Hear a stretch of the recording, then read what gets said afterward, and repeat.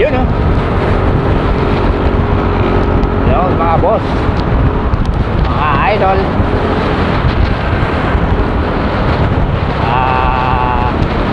Kaos dun sa may traffican. Maraming traffic doon ah. Ayun, na may checkpoint yun. Traffic talaga dyan. Biroy mo mula pa dun sa Taktak, crossing ng Taktak hanggang dun sa may checkpoint. Grabing traffic.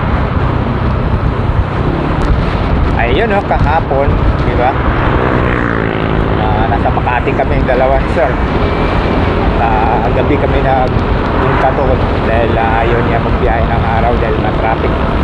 Kaya ginawa namin sa gabi kami, alas 9, at doon na rin kami natulog. Biruin mo. Tapos kinabukasan, yun, trabaho.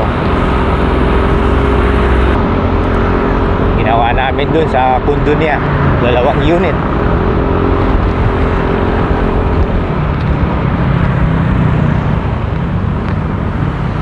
Marami kasi ang pundo eh. Pagka maalis na kasi yung tenant niya, yun, paparepent yun. Kaya pinupuntahan namin.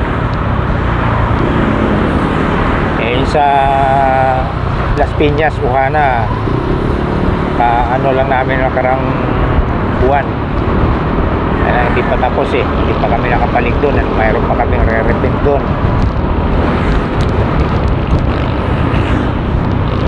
Strict naman.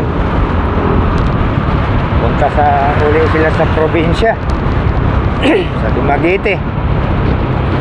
At babalik nila sa January na. Doon sila magbagong taon, doon sila magpapasko. Ako naman ang maiiwan doon sa bahay nila.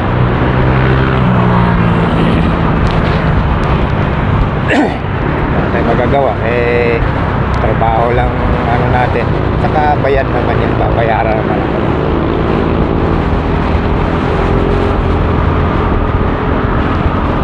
Kaya ako muna magbabantay sa bahay niya. At yung pamilya ko, yayahin ko na lang sila mag-swimming dun sa swimming pool ng bus ko. Nakausap ko na rin sila, yung amo ko. Pwede swimming ang pamilya ko. Pumayag naman. Dito matraffic dahil may papasok dyan college. Kaya kunti lang. Yun lang mga boss. Ayun ko sa panonood. Bye bye.